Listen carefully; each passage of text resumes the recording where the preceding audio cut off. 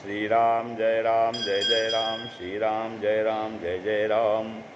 नारायण समारंभां शंकराचार्य मध्यमां अस्मदाचार्य पर्यन्तां वन्दे गुरु परंपरां।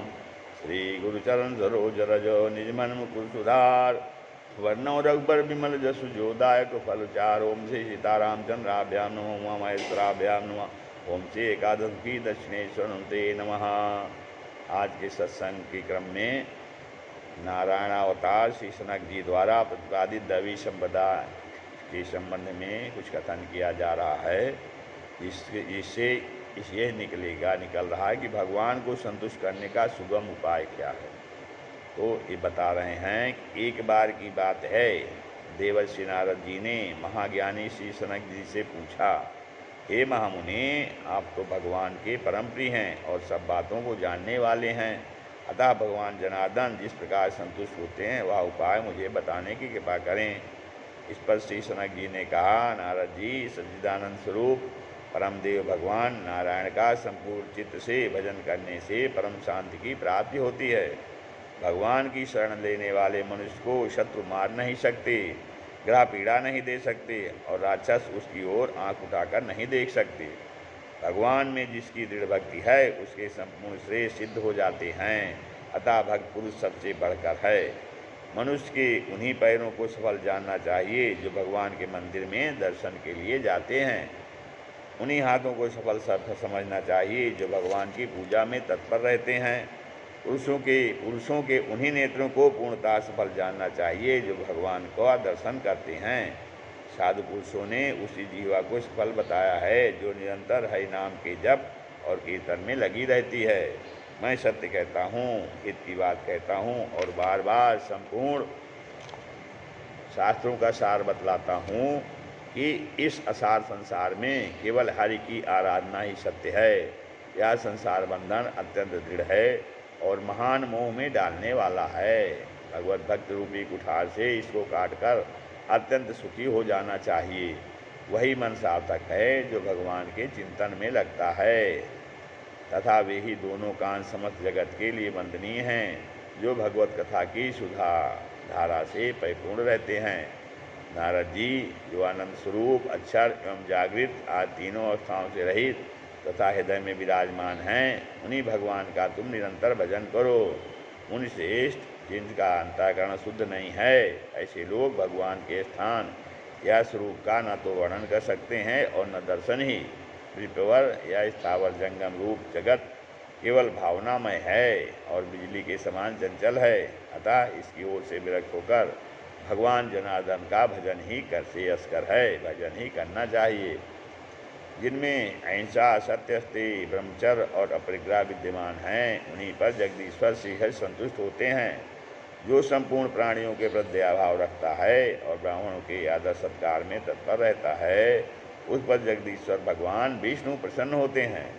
जो भगवान और उनके भक्तों की कथा में प्रेम रखता है, स्वयं भगवान की कथा कहता है, साधु महात्माओं का संग करता है और मन में अहंकार नहीं लाता, उस पर भगवान प्रसन्न रहते हैं। जो भूख, प्यास और लड़का कर गिरने आदि के अवसरों पर भी सदा भगवान के नाम का उच्चारण करता है, उस पर भगवान अधोक्षज प्रसन्न होते हैं। उन्हें जो स्त्री पति को प्राण के समान समझकर उनके आदर सत्कार में सदा लगी रहती है, उस पर प्रसन्न हो जगदीश्वर श्रीहरि उसे अपना परम धाम दे देते हैं। जो ईर्ष्या तथा दोष दृश्य रहित होकर अहंकार से दूर रहते हैं और सदा देवाराधन किया करते हैं, उन पर भगवान केशव प्रसन्न होते हैं। देवर से शरीर मित्र से जुड़ा हुआ है, जीवन अत्यंत चंचल है, धन पर राजा आदि के द्वारा बराबर बाधा आती रहती है और संपत्तियां क्षण भर में नष्ट हो जाने वाली हैं। आधी आयु तो नींद से ही नष्ट हो जाती है और कुछ आयु भोजन आदि में समाप्त हो जाती है। आयु का कुछ भाग बचपन में, कुछ विषय भोगों में और कुछ बुढ़ापे में व्यर्थ बीत जाता है। फिर धर्म का आचरण कब होगा? बचपन और बुढ़ापे में भगवान की आराधना नहीं हो सकती, अतः अहंकार छोड़कर युवावस्था में ही धर्मों का अनुष्ठान करना चाहिए। उन्हें यह शरीर मृत्यु का निवास स्थान और आपत्तियों का सबसे बड़ा अड्डा है। शरीर रोगों का घर है। शरीरम व्याधि मंदिरम, यह मल आदि से सदा दूषित रहता है। फिर मनुष्य से सदा रहने वाला समझकर व्यर्थ पाप क्यों करते हैं? यह संसार असार है, इसमें नाना प्रकार के दुख भरे हुए हैं। निश्चय ही यह मृत्यु से व्याप्त है, अतः इस पर विश्वास नहीं करना चाहिए। इसलिए भी प्रभु सुनो, मैं इसे यह सत्य कहता हूँ, देह बंधन की निवृत्ति के लिए भगवान की पूजा करनी चाहिए। अभिमान और लोभ का त्याग कर काम क्रोध से रहित होकर सदा भगवान का भजन करना चाहिए, क्योंकि मनुष्य जन्म अत्यंत दुर्लभ है। दुर्लभो मानुषो देहे। मुनिश्रेष्ठ, जीवों को कोटि सहस्र जन्मों तक स्थावर आदि योनियों में भटकने के बाद कभी किसी प्रकार मनुष्य शरीर मिलता है। कबहू कर करुणा नर देही, देत हेतु बिन ईश बिन हेतु सनेही। मनुष्य जन्म में भी देवाराधन की बुद्धि, दान की बुद्धि और योग साधना की बुद्धि का प्राप्त होना मनुष्यों के पूर्वजन्म की तपस्या का फल है। जो दुर्बल मानव शरीर पाकर एक बार भी श्रीहरि की पूजा नहीं करता, उसे बढ़कर मूर्ख जड़ बुद्धि कौन है? दुर्लभ मानव जन्म पाकर जो भगवान की पूजा नहीं करते, उन महामूर्ख मनुष्यों में विवेक कहाँ है? ब्रह्मन जगदीश्वर भगवान विष्णु आराधना करने पर मनोवांछित फल देते हैं, फिर संसार रूप अग्नि में जला हुआ कौन मानव उनकी पूजा नहीं करेगा? अतः काम क्रोध आदि को त्याग कर अविनाशी भगवान नारायण का भजन करना चाहिए। उनके प्रसन्न होने पर सब संतुष्ट होते हैं, क्योंकि वे श्रीहरि सबके भीतर विद्यमान हैं।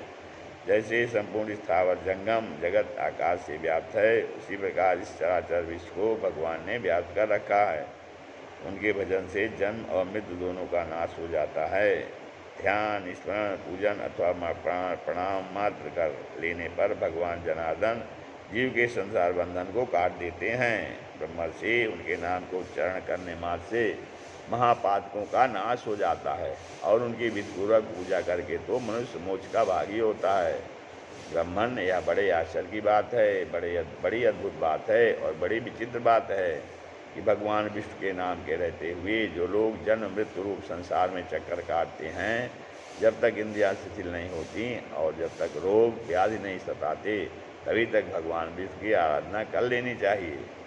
जीव जब माता के गर्भ से निकलता है, तभी मृत्यु उसके साथ हो लेती है। अतः सबको धर्म पालन में लग जाना चाहिए। बड़े कष्ट की बात है कि यह जीव इस शरीर को नाशवान समझकर भी धर्म का आचरण नहीं करता। नारद जी वहाँ उठाकर यह सत्य और पुनः सत्य बात दोहराई जाती है कि पाखंड पूर्ण आचरण का त्याग करके मनुष्य भगवान वासुदेव की आराधना में लग जाए। दंभाचारम परित्यज्य वासुदेवम समर्चयेत।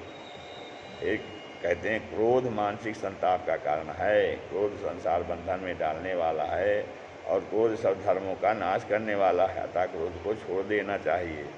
काम इस जन्म का मूल कारण है। काम पाप कराने में हेतु है और काम यश का नाश करने वाला है, अतः काम को भी त्याग देना चाहिए। मात्सर्य समस्त दुख समुदाय का कारण माना गया है।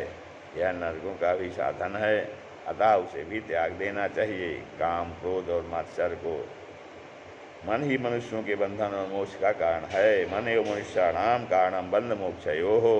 अतः मन को परमात्मा में लगाकर सुखी हो जाना चाहिए। ओहो, मनुष्यों का धैर्य कितना अद्भुत, कितना विचित्र था, कितना आश्चर्यजनक है कि जगदीश्वर भगवान विष्णु के होते हुए भी वे मद से उन्मत्त होकर उनका भजन नहीं करते हैं। सबका धारण पोषण करने वाले जगदीश्वर भगवान अच्युत की आराधना किए बिना संसार सागर में डूबे हुए मनुष्य कैसे पार जा सकेंगे? अच्युत, अनंत और गोविंद, इन नामों के उच्चारण रूप अवसर से सब रोग नष्ट हो जाते हैं। या मैं सत्य कहता हूँ, जो लोग नारायण, नारायण, वासुदेव, जनार्दन आदि नामों के लिए नामों का नित्य उच्चारण किया करते हैं, वे सर्वत्र वंदनीय हैं।